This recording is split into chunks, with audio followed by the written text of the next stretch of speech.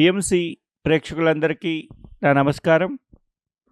మనందరి పరమగురు బ్రహ్మర్షి పితామహ పత్రి గారికి, స్వర్ణమాల అమ్మగారికి అనంతకోటి ప్రణామాలు తెలియజేసుకుంటూ, లక్షలాది మంది ధ్యానుల యొక్క అనుభవాలు పిఎంసి ఛానల్లో రావాలి అన్న పత్రిజీ ఆశయంలో భాగంగా ఈరోజు ప్రకాశం జిల్లాలోని కనిగిరిపట్టికి మనం వచ్చి ఉన్నాం. ఇక్కడ ఈశ్వర పిరమిడ్ ధ్యాన మందిరంలో ఈరోజు మనం ఉన్నాం. ఇక్కడ ఉన్నటువంటి ధ్యానుల అనుభవాల్ని వారి యొక్క మాటల్లో మనం తెలుసుకోబోతూ ఉన్నాం. ఈరోజు సీనియర్ పిరమిడ్ మాస్టర్ వీణా గారు వచ్చి ఉన్నారు. వారి యొక్క ధ్యాన అనుభవాల్ని వారి యొక్క మాటల్లో తెలుసుకుందాం. నమస్తే మేడం. నమస్తే సార్. మేడం, మీ పేరు, మీ ఊరు, మీ కుటుంబ నేపథ్యము, మీ విద్యార్హత, మీ వృత్తి గురించి తెలియచేయండి. నా పేరు ప్రవీణ, మాది కనిగిరి. నేను బీఎస్సీ చేశాను. కందుకూరు మాది నేటివ్ ప్లేసు. మ్యారేజ్ అయ్యాక హ్యాపీ లైఫ్. మా ఇంట్లో ఫ్యామిలీ మెంబర్సు అందరూ నాకు సహకరిస్తూ ఉన్నారు. నేను హౌస్ వైఫ్ని. జస్ట్ ఇంట్లో ఉంటూనే ఏ వర్క్ అయినా చేయాలి అని ఉంది. ప్రత్యేకించి వర్క్ అంటూ ఏమీ చేయట్లేదు. ఈ వర్క్ మీదే ఉన్నా. మీకు ఎప్పుడు ధ్యాన పరిచయం అయ్యింది? ఎవరి ద్వారా పరిచయం అయింది? ధ్యానానికి ముందు మీ జీవితం ఎలా ఉండేది? ఇప్పుడు ఎలా ఉంది? నాకు ధ్యాన పరిచయం 2010లో జరిగిందండి. శ్రీదేవి మేడం వాళ్ళ ఇంట్లో వంశీ సార్ వచ్చి అంతకుముందు ఇంటింటా ధ్యానం పెట్టారు. వీళ్ళ ఇంట్లో లాస్ట్ రోజు ఇంకా ధ్యానం అయిపోతుంది అన్నప్పుడు శ్రీదేవి మేడం ఒక్కసారి మా ఇంటికి రా, ధ్యానం చేసుకుందువు అని చెప్పారు. వచ్చాను. వచ్చినప్పుడు ధ్యానం జరుగుతుంది. మొదటి సిట్టింగ్లోనే 1 అవర్ ధ్యానం చేయగలిగాను. ఆ ధ్యానంలోనే చాలా అనుభవం, అసలు హ్యాపీనెస్ అనేది ఉంది. అంటే ధ్యానానికి రాకముందు భక్తి మార్గంలో ఉన్నప్పుడు నేను దేవుడి దగ్గర కూర్చొని లలిత సహస్రనామము, బాబా అవి హారతులు అవి చదువుకుంటూ అలాగా కళ్ళు మూసుకొని అలా గంటసేపు కూర్చోగలిగేదాన్ని. ఇక్కడికి రాగానే ధ్యానంలో కూర్చోగలిగే శక్తి ఇంకా ఎక్కువగా వచ్చింది. చక్కగా ధ్యానం చేసి ఆ రోజు అనుభవాలు పొందాను. ఆ రోజు లక్ష్మీ మేడము అందరూ వచ్చారు. ఆ రోజు లక్ష్మీ మేడము ఒక మాట చెప్పారు, పట్టు చీరలు వాడకూడదు, పట్టు పురుగులు చంపి వాటిని ఉపయోగిస్తున్నారు, అందుకని ఆ పట్టు చీరలు ఉపయోగించకూడదు అని చెప్పారు. ఫస్ట్ టైం నేను నా అనుభవంలో ఆ గంట ధ్యానంలో అనుభూతి పొందాను. కళ్ళు తెరిచాక ఆ మేడం చెప్పిన ఆ మాట విన్న కాడి నుంచి పట్టు చీరలు కొరకూడదు, పట్టు పురుగుల్ని చంపకూడదు అని ఫస్ట్ నేను నేర్చుకున్న ఫస్ట్దండి అది. చాలా హ్యాపీ అనిపించింది. ఇలాగా నేర్చుకోవడము, లెర్నింగ్ అంటే ఇదేనా అని అర్థమైంది. ధ్యానం వల్ల ఆరోగ్యం, ధ్యానం వల్ల మానసిక ప్రశాంతత, ధ్యానం వల్ల ఆనందం అంటారు కదా, ఎలాంటి అనుభవాలను మీరు పొందారు? ధ్యానం వల్ల ఆరోగ్యం, నేను ఆ పరిచయం అయ్యాక నాకు మైగ్రేన్ ఉండేది. ధ్యానం వల్ల ఆరోగ్యము అని చెప్పారు. ఎంతటి ఆరోగ్యము ఉంటుందనేది నాకు తెలియలేదు. కానీ ధ్యానం తెలిసాక నేను రోజుకి నాకు మైగ్రేన్ విపరీతంగా ఉండేది. మెడిసిన్ తీసుకున్నాను. డాక్టర్ ఏం చెప్పారంటే ఒక ట్యాబ్లెట్ 4 కింద పెట్టుకొని చీకటి గదిలో పడుకోమని చెప్పేవారు. చీకటి గదిలో పడుకున్నా కానీ తగ్గేది కాదు. ఏంటి ఇంత పెయిన్, నేను తట్టుకోలేకపోతున్నాను అని అనుకున్నాను. ఎప్పుడైతే ధ్యాన పరిచయం అయ్యిందో అప్పుడు రోజుకి 6 గంటలు ధ్యానం చేసేదాన్ని. అంటే ఒకే సిట్టింగ్ కాదు, 2 అవర్స్ 2 అవర్స్ 2 అవర్స్ అలా 41 డేస్ చేశాను. 41 డేస్లో నా మైగ్రేన్ మొత్తం క్లియర్ అయిపోయిందండి. అసలు ఎంతటి మైగ్రేన్ క్లియర్ అవ్వగానే ధ్యాన శక్తితోటి మనం ఎంతో ఆరోగ్యాన్ని పొందొచ్చు అని అర్థమైంది. అంతేకాకుండా మానసికంగా ధ్యానంలో అంటే పత్రిజీ సార్ యొక్క క్లాసెస్, వంశీ సార్ యొక్క క్లాసెస్ అన్నీ వింటూ ఆ జ్ఞానాన్ని ఆచరించడం ద్వారా మానసికంగా కూడా ఎంతో హ్యాపీగా ఉండొచ్చు అనేది అర్థమైంది. ఇలా ఆరోగ్యాన్ని, మానసికంగా ఎంతో సంతోషాన్ని కలిగి ఉండి అందులో అప్పట్లో ధ్యానం చేయడంలో రోజుకి ఎన్నెన్నో అనుభవాలు వస్తూ వచ్చేవి. ఇంట్లో అనుభవాలు చెప్పగానే ఇదేంటి అనుభవాలు ఇలా ఉంటాయా అని అందరూ క్వశ్చన్ చేసేవాళ్ళు. అంటే అప్పట్లో కనిగిరిలో స్టార్టింగ్ అనమాట. లక్ష్మీ మేడము, శ్రీదేవి మేడము, నేను అందరము తిరిగే వాళ్ళము. అన్నీ తిరిగి అందరికీ చెప్తూ, మా ఇంట్లో చేస్తూ, ఇక్కడ చేస్తూ చాలా అద్భుతంగా ఉండేది. రోజు అనుభవాలు పొందేవాళ్ళము. ఆ అనుభవాలు అందరము షేర్ చేసుకునే వాళ్ళము. అలా హ్యాపీగా ఉండేది. అసలు టైం కూడా అర్థమయ్యేదే కాదు. ఆ టైంలో వంశీ సార్ యొక్క అన్నమయ్య సంకీర్తనలు విన్నాను. అప్పటికి నేను వంశీ సార్ని కూడా చూడలేదు. కానీ అన్నమయ్య సంకీర్తనలు సీడీ ద్వారా విని ఆ ఆ రోజు ఆ అన్నమయ్య పాటలు వినగానే, ఆ తాత్పర్యం వినగానే ఏదో తెలియని తదాప్యం. ఆ తదాప్యంలో 3 రోజుల పాటు నిద్రపోయేదాన్ని కాదు, భోజనం చేసేదాన్ని కాదు. ఏదో అదేనా ఆత్మానందం అని అనిపించింది. ఆత్మానందం అంటే ఏదో అంటే పేరు వింటాము ఎక్కడెక్కడ అని చెప్తూ ఉంటారు. ఆత్మానందం, ఆత్మానందం అంటే ఓహో! ఇదే ఆత్మానందం అంటే అంత అద్భుతంగా ఉంటుందా? ఈ ధ్యానం, ఈ జ్ఞానం ఇవన్నీ మనకి ఎంతో ఆనందాన్ని ఇస్తాయి అనేది నాకు చాలా బాగా అర్థమైంది. అప్పటినుంచి ఆ హ్యాపీనెస్‌ని, ఆ జాయ్‌ని కోల్పోకుండా నేను చూసుకుంటూ ఉన్నాను. మరి ధ్యానంలోకి వచ్చిన తర్వాత మీ తోటి వారిని, మిగతా ప్రాణికోటిని ఏ విధంగా చూడగలుగుతున్నారు? ధ్యానంలోకొచ్చాక ఓషో గారి బుక్స్ చదివాక ఖనిజాలు, వృక్షరాజ్యం, జంతురాజ్యం, మానవరాజ్యం.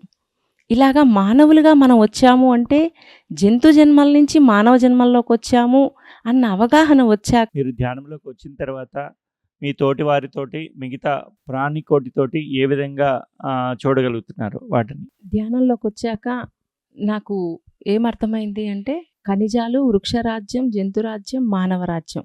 అంటే ఇప్పుడు మానవులుగా వచ్చాము అంటే ఈ అన్ని జన్మలు తీసుకున్నాము అన్న అవగాహన వచ్చింది. ఎప్పుడైతే అవగాహన వచ్చిందో ఓకే, జంతువుల్ని చంపకూడదు. అంటే నేను ఆల్రెడీ శాకాహారినే, కానీ ఎగ్ అవి తినేదాన్ని. దాన్ని కూడా అవాయిడ్ చేశాను. అంటే జంతువుల యొక్క లైఫ్ సైకిల్, ఆ జంతువు ఆ ప్రాణాన్ని తీసుకుంది ఎందుకు అంటే ఆ జన్మలో ఏం నేర్చుకోవాలని వచ్చిందో అది నేర్చుకోవడం కోసం అది జన్మ తీసుకుంది. దాని లైఫ్ సైకిల్ని ఆపే హక్కు మనకి లేదు అని నాకు అర్థమైంది. అప్పటి నుంచి ఎవరైనా మాంసం తింటున్నప్పుడు వాళ్ళకి ఈ విధంగా ఎక్స్‌ప్లెయిన్ చేయడం అనేది చేశాను. అంటే జంతువులు మనకి స్నేహితులు కదా! అంటే మనము కూడా జంతు జన్మ నుంచి మానవ జన్మల్లోకి వచ్చాము అంటే అవి మన ఫ్రెండ్స్ కదా! మరి వాటి లైఫ్ సైకిల్‌ని ఆపే హక్కు మనకెక్కడుంది? భగవంతుడు సృష్టించారు. మరి ఆయనే చూసుకుంటారు. మనం చంపకూడదు. నెక్స్ట్ మానవ జన్మల్లోకి వచ్చేదే కదా! మరి ఎందుకు అలా చేయాలి? అలా చెయ్యకూడదు అని ఎక్స్‌ప్లెయిన్ చేసేదాన్ని. అలా చెప్పినప్పుడు కొంతమందికి నిజమే కదా! నిజం, ఇది సత్యం. ఈ సత్యం అర్థమైన వాళ్ళు చాలామంది నాన్ వెజ్ తినడం మానేసేవారు. అప్పుడు నాకు చాలా హ్యాపీ అనిపించేది. ఓహ్! ఈ విధంగా జంతు జన్మల నుంచి మానవ జన్మల్లోకి వస్తున్నాము అన్న అవగాహన ఇచ్చినప్పుడు వాళ్ళల్లో ఉన్న దివ్యత్వం బయటకొస్తుంది అని నాకు అర్థమైంది. అలాగా హ్యాపీ లైఫు అంటే శాకాహారం గురించి అలా ఎక్స్‌ప్లెయిన్ చేస్తూ వచ్చాను. మేడం, మీరు శాకాహారిగా మారకముందు మీ యొక్క ఆలోచనలు, భావోద్వేగాలు ఎలా ఉన్నాయి? ఇప్పుడు ఎలా ఉన్నాయి? నేను పుట్టుకతో శాకాహారిని. కానీ చదువుకుండే రోజుల్లో స్నేహితులు ఎగ్ తింటే బలము అలా చెప్పటంతోటి తిన్నాను. కానీ దీంట్లోకి వచ్చాక అసలు ఆ ఎగ్గును కూడా పగలగొట్టకూడదు, దాని లైఫ్ సైకిల్ ఆపకూడదు అని తెలుసుకున్నాను. అంతకుముందు నా స్నేహితులు చెప్పడంతోటి దీన్ని ఇంకా తినాలి అనే కోరికను దాటి ఆ జ్ఞానాన్ని పొంది పూర్తిగా హ్యాపీగా ఉన్నాను. అంతకుముందు ఏదైనా సరే ఈ జీవిని ఇలాగా నేను చేశానా అన్న అవగాహన తెచ్చుకున్నప్పుడు క్షమాపణ కోరుకునేదాన్ని. ఆ ఎగ్స్ పగలగొట్టినప్పుడు ఆ కోడికి అందరికీ క్షమాపణ చెప్పుకొని నాకు ఉన్న లోపల ఉన్న ఆ ఫీల్ నుంచి బయటకొచ్చాను. అంటే ఒక ఇన్ఫీరియారిటీ వచ్చింది. ఏంటి నేను ఇలాగా వాటిని లైఫ్ సైకిల్‌ని ఆపేశానా? వాటి జీవితాన్ని నేను మధ్యలో ఆపడానికి నేనెవరిని అని తెలుసుకున్నాక నాలో రియలైజేషన్ వచ్చింది. రియలైజేషన్ తోటి క్షమాపణ చెప్పుకున్నాను. ఆ తర్వాత ఇంకా హ్యాపీ అనిపించింది. దీన్ని ఇంకా అందరికీ చెప్పడం ద్వారా ఇంకా హ్యాపీ అనిపించింది. మేడం, పత్రి సార్‌ని ఎప్పుడు కలిసారు? కలిసినప్పుడు ఎలాంటి అనుభూతులు మీకు కలిగినాయి? పత్రిజీ సార్‌ని గుంటూరులో మొదట ధ్యాన మహాచక్రం యొక్క మీటింగుకి వెళ్ళాం. అమరావతిలో జరిగేదానికి మీటింగ్ జరుగుతుంది. గుంటూరులో వంశీ సార్ రమ్మన్నారు. అప్పుడు మేము వెళ్ళాము. మేము పత్రి సార్ దగ్గరికి వెళ్ళగానే మీ ఊరికి వస్తున్నానులే పదండి అన్నారు. అవునా సార్ అని, అంటే అప్పుడు స్టార్టింగ్ నేను ఫస్ట్ టైం పత్రి సార్ని చూడటం. అవునా సార్ అని శ్రీదేవి మేడం, లక్ష్మీ మేడం అనగానే పత్రికలో వేశాను, వెళ్ళండి వస్తున్నాను అన్నారు. పత్రిజీ సార్ మా ఊరికి వచ్చారు. ఇంటింటా ధ్యానాలు పూర్తయ్యాక పత్రి సారు వచ్చారు. 2000 మందితోటి అద్భుతంగా ఇక్కడ కార్యక్రమం జరిగింది. పత్రి సార్‌ని ఫస్ట్ టైం అప్పుడే చూడటం. అప్పుడు అంటే ముందు మీటింగ్‌లో చూశాను. మళ్ళీ మా ఊరికొచ్చారు. జోరు వాన. అసలు ఎలాంటిదంటే అసలు మనిషి రావడానికి కూడా ఉండదు. అట్లాంటి పరిస్థితుల్లో అన్ని ఊర్ల నుంచి, చుట్టుపక్క విలేజ్‌ల నుంచి అందరూ 2000 మందితోటి ఆ కళ్యాణ మండపం అంతా నిండిపోయి అద్భుతంగా ఉంది. అబ్బా! ఇంత అద్భుతంగా ఉంటుందా అనేది నాకప్పుడు అర్థమైంది. అప్పుడు పత్రిజీ సారు అహం బ్రహ్మాస్మి తత్వమసి అని 2 పదాలు చెప్పారు. ఆ పదాల యొక్క అర్థం తెలుసుకోవడానికి నాకు కొంతకాలం పట్టింది. కానీ ఆ 2 పదాలలో ఎంత అర్థం దాగి ఉన్నది అనేది తర్వాత నాకు అర్థమైంది. ఆ మాటలు సారు యొక్క సమక్షంలో ఉన్నప్పుడు, ఆయన ఆరాలో ఉన్నప్పుడు మనకి ఏ ప్రశ్నలైతే ఉన్నాయో ఆ ప్రశ్నలన్నీ మౌనంలో మనకి సమాధానాలు వస్తాయని నాకు బాగా అర్థమైంది. అంటే ఒక గురువు యొక్క సమక్షంలో మనం అంత హ్యాపీగా ఉండగలము. మన ప్రతి ప్రశ్నకి సమాధానం తప్పకుండా వచ్చేస్తుంది అనేది అర్థమైంది. మళ్ళీ బయటకొచ్చేసాక అవును ఇందాక ఒక ప్రశ్న వేద్దామని పోయాం కదా అని అనుకుంటాం. మళ్ళీ ఒక్కసారి వెరిఫికేషన్ చేయగానే అక్కడ సమాధానం దొరికేసింది. అప్పుడు అనుకుంటా ఓకే, ఒక గురువు సమక్షంలో ఇంత అద్భుతంగా ఆయన ఆరాలో ఉన్నప్పుడు మనం ఆ సమాధానాలు తీసుకొని రావచ్చు అనేది అర్థమైంది.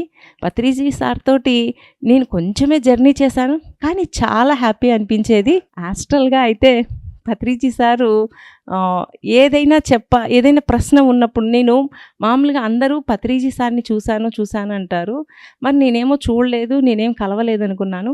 ఈ మధ్య రీసెంట్గా 2 సార్లు పత్రిజీ సార్ని హాస్టల్గా కలిసినప్పుడు నిజంగా అలా కూడా కలవచ్చు. ఆయన దేహంతో లేకపోయినా ఆయన హాస్టల్గా మన అందరికీ కావాల్సిన జ్ఞానాన్ని ఇస్తున్నారు, అందరినీ మోటివేట్ చేస్తున్నారు అనేది చాలా బాగా అద్భుతంగా అర్థమైంది. కానీ పత్రిజీ సార్ సమక్షంలో ఎంతమంది మాస్టర్స్ అయితే ఉన్నారో వాళ్ళు చాలా అదృష్టవంతులు. నాకు కొంత జర్నీతోనే నాకు ఇంతగా హ్యాపీనెస్ ఇచ్చింది. మరి ప్రతి మాస్టర్ ఎంత హ్యాపీగా ఉండుంటారనేది నాకు బాగా అనిపించింది. పత్రి సార్తో అనుబంధం అనేది చాలా ఆయన అనుభవాలు వినే విధానం అయితే ప్రతి ప్రోగ్రాంలో ముందు మైక్ పక్క వాళ్ళకిచ్చి వాళ్ళ అనుభవాలు అప్పుడే నేను వింటున్నాను అన్నట్టుగా ఆ తదాప్యంలో వింటూ ఉంటారు. అది చూసి నేను కూడా అలాగే వినాలి ప్రతి ఒక్కరి అనుభవాలు అని అనుకునేదాన్ని.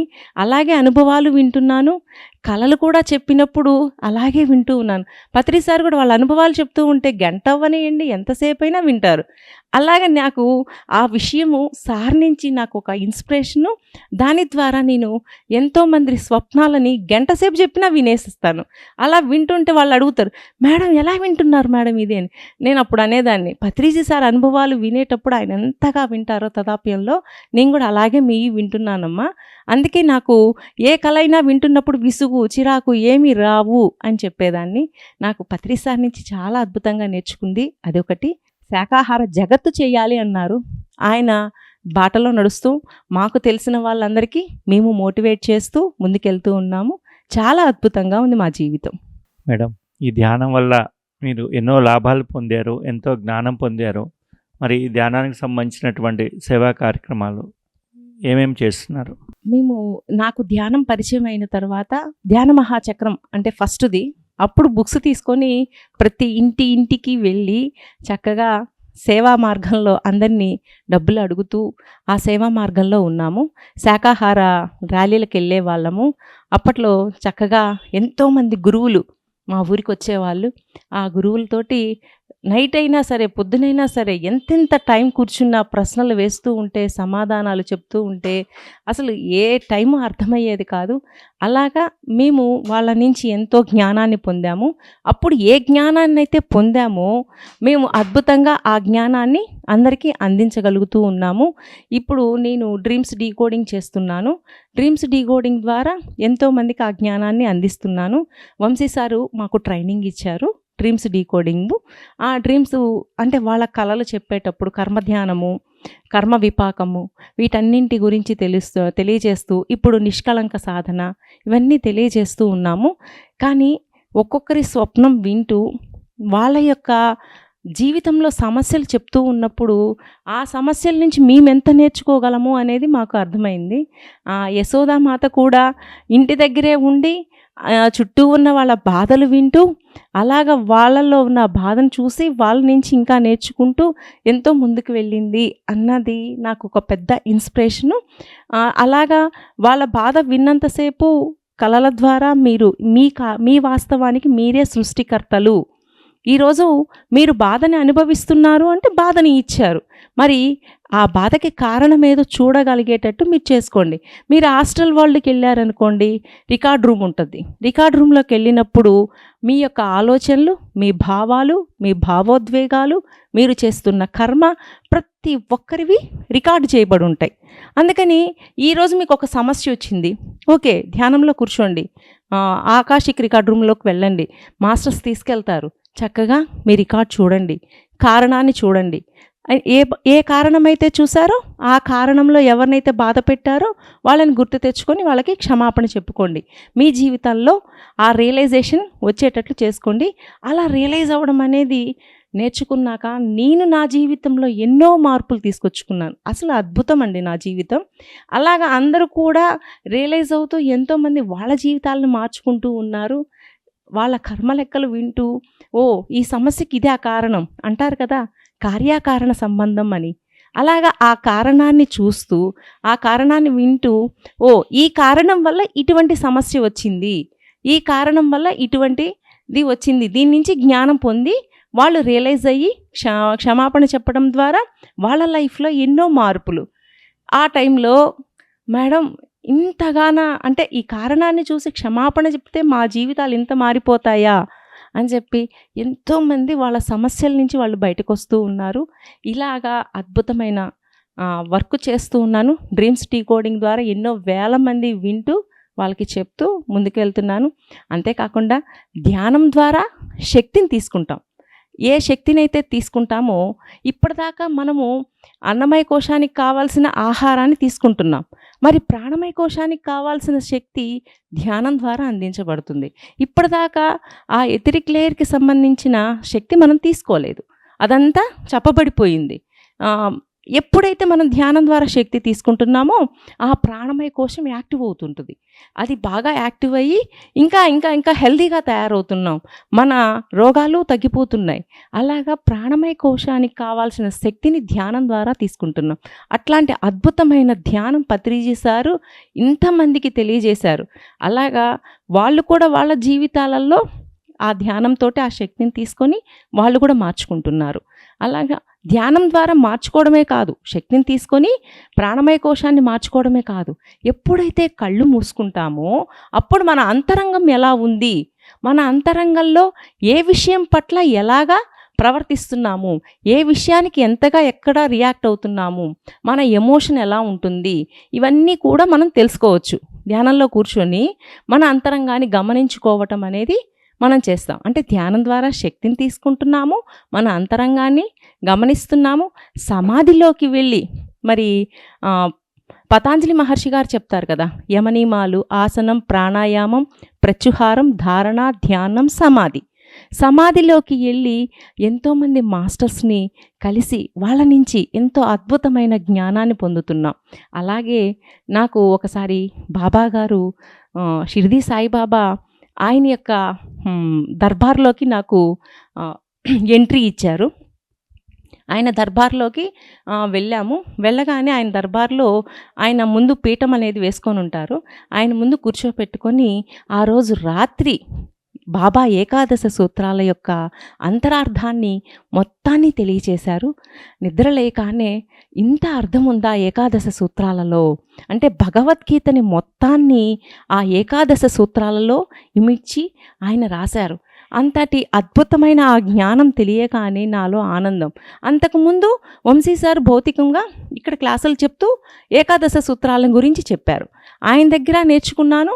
హాస్టల్గా డైరెక్ట్గా బాబా గారు ఆ ఏకాదశ సూత్రాలు చెప్పినప్పుడు ఒక్క నైట్లో దాని నుంచి చాలా చాలా అనుభవం పొందాను.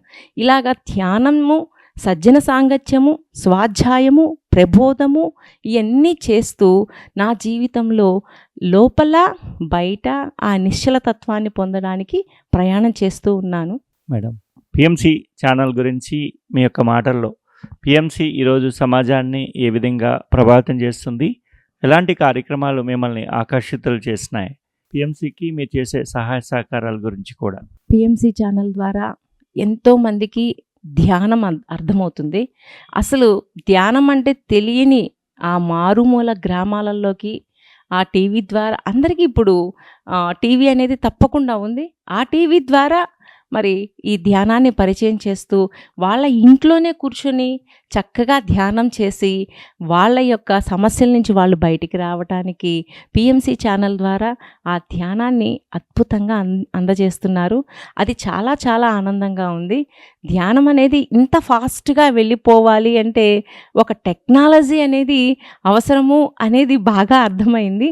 ఈ టెక్నాలజీ ద్వారా అంటే టెక్నాలజీ తెలియడం వేరు, దాన్ని ఉపయోగించుకోవడం వేరు.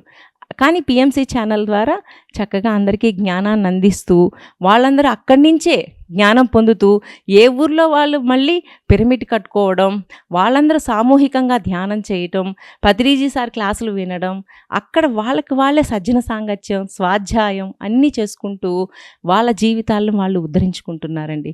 ఈరోజు పత్రిజీ సార్ ఇచ్చిన ఈ పిఎంసి ఛానల్ ద్వారా ఉద్ధరేదాత్మ ఆత్మానాం అన్నారు కదా, ఎవరిని వాళ్ళు ఉద్ధరించుకునే అవకాశం పిఎంసి ఛానల్ ద్వారా దొరికింది సార్. చాలా చాలా అద్భుతం ఇది. చివరగా ఈ సమాజానికి ధ్యానం గురించి, శాకాహారం గురించి మీరిచ్చే సందేశం? తప్పకుండా అందరూ ధ్యానం చేయాలి. ధ్యానం ద్వారా శక్తిని తీసుకోవాలి, మీ అంతరంగాన్ని మార్చుకోవాలి. అంతేకాకుండా జ్ఞానాన్ని పొందాలి. జ్ఞానాన్ని అందించటము, వినటము అన్నీ ఒక ఎత్తు. కానీ ఏదైతే జ్ఞానాన్ని తెలుసుకున్నామో అది మన జీవితంలో ఆచరించాలి అని కోరుకుంటున్నాను. ఎంతో అంటే ధ్యానంతో జ్ఞానాన్ని కూడా వృద్ధి చెందేటట్టు చేసుకోవాలి. ఆ జ్ఞానాన్ని అనుభవ జ్ఞానంగా మార్చుకొని ఆచరణలో పెట్టాలి అని కోరుకుంటున్నాను.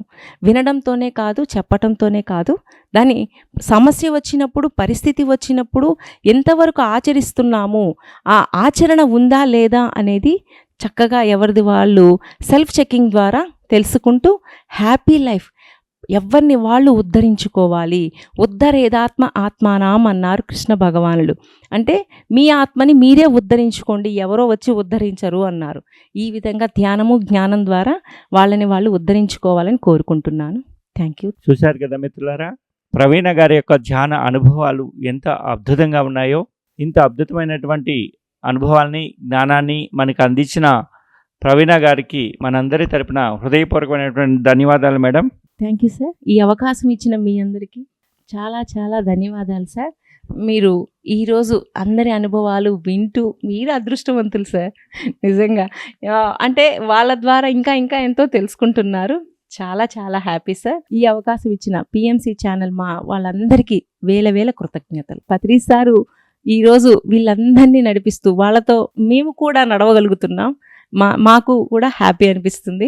పత్రిజీ సార్ వేల వేల కృతజ్ఞతలు సార్.